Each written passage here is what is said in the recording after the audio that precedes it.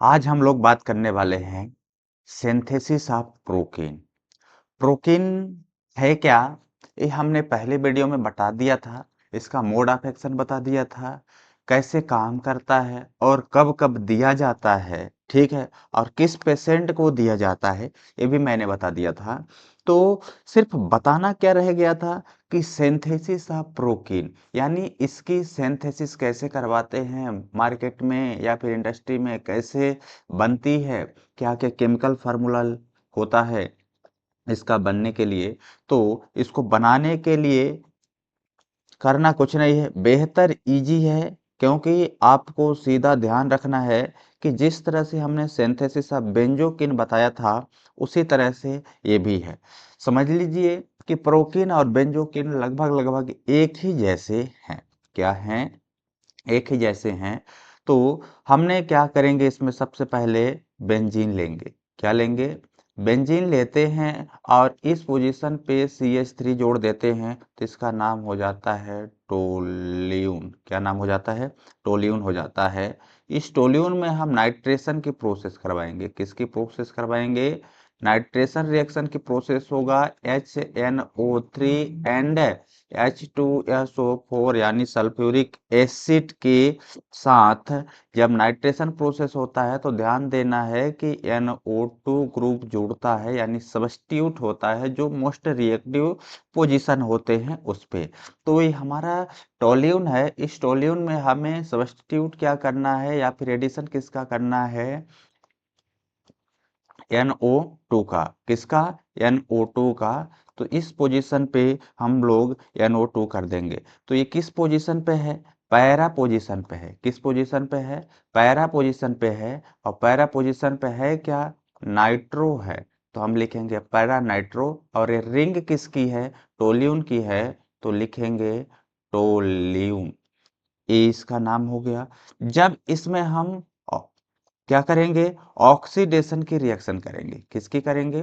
Oxidation के साथ reaction करवाएंगे। आपको पता होगा कि सबसे स्ट्रॉन्ग ऑक्सीडाइजिंग पोटेशियम परमैंगनेट होता है। क्या होता है?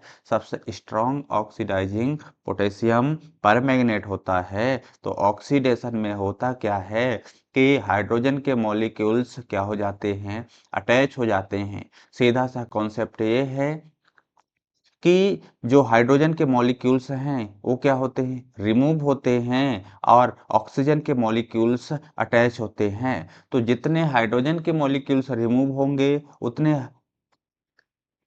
ऑक्सीजन के मॉलिक्यूल्स ऐड होंगे इस रिंग में। तो हम सारा का सारा प्रोसेस इस पोजीशन पे करेंगे, यानी CH3 पे। किस पे करेंगे? CH3 पे करेंगे। जब हम लोग CH3 पे करते हैं तब होता क्या है ये कि जैसे मान लीजिए कि हमारे पास हम इस रिंग को बनाते हैं। क्या कर लेते हैं? रिंग को बना लेते हैं। यहाँ पे देखिए कार्बन है, हम कार्बन लिखते हैं, और यहाँ से दो हाइड्रोजन को क्या करते हैं? रिमूव करते हैं। दो हाइड्रोजन को रिमूव करते हैं तो यहाँ से दो ऑक्सीजन क्या होगा? इसमें अटैच होगा। दो ऑक्सीजन और सिंगल हाइड्रोजन यहाँ पे बचा। तो ये कौन सा ग्रुप बन गया? कार्बोक्सिलिक ग्रुप बन गया। कौन सा ग्रुप बन गया? कार्बोक्सिलिक ग्रुप बन गया। और इस पोजीशन पे क्या था? NO2 था। तो हम क्या लिखेंगे? इस पोजीशन पे NO2 ही लिखेंगे। क्या लिखेंगे? NO2। तो इसका नाम क्या हो जाएगा? Para nitro. क्या हो जाएगा? Para nitro. इसका नाम क्या हो जाएगा? Para nitro benzoic acid. Para nitro benzoic acid. जब इस पैरा नाइट्रो बेंजोइक एसिड में हम लोग एक प्रोसेस और करते हैं जो कि स्टरीफिकेशन का होता है।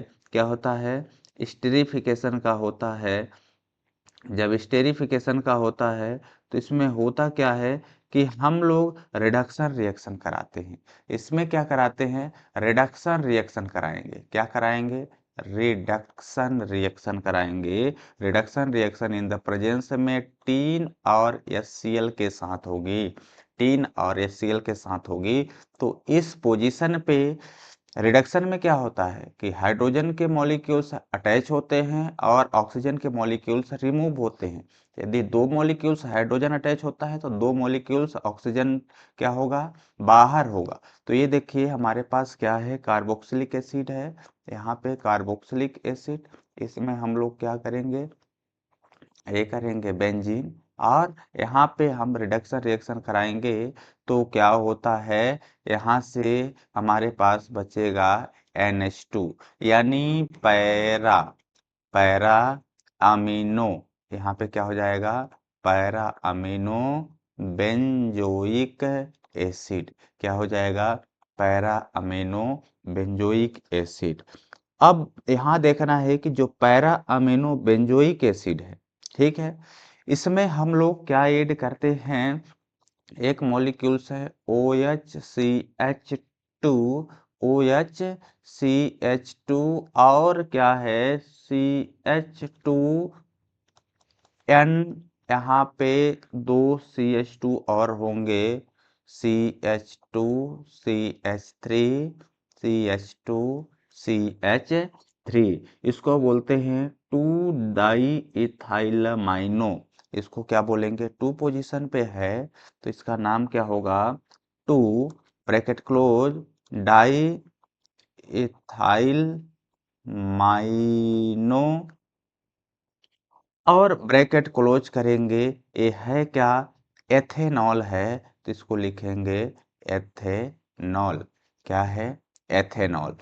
जब ये इसमें ऐड करते हैं इस कंपाउंड में, किस कंपाउंड में, इस कंपाउंड में, तो यहाँ से क्या होता है, वाटर के मॉलिक्यूल्स रिमूव हो जाते हैं, किसके मॉलिक्यूल्स, वाटर के मॉलिक्यूल्स रिमूव हो जाते हैं, कहाँ से हो जाते हैं, यहाँ से एक H और यहाँ से OH, यहाँ से A और यहाँ से एक निकल जाता है, OH निकल जाता है, तब उस कंडीशन में बचता क्या है, उस कंडीशन में बचता ये है कि हमारे पास बेंजीन रिंग और यहाँ पे NH2, क्या, बेंजीन रिंग, यहाँ पे NH2 और इस पे COO, क्या हो जाएगा, COO, ये वाला जो COO था, और यहाँ पे है क्या, CH2 है क्या, CH2 एन, बाकी का जो भी प्रोसेस ये है CH2 CH3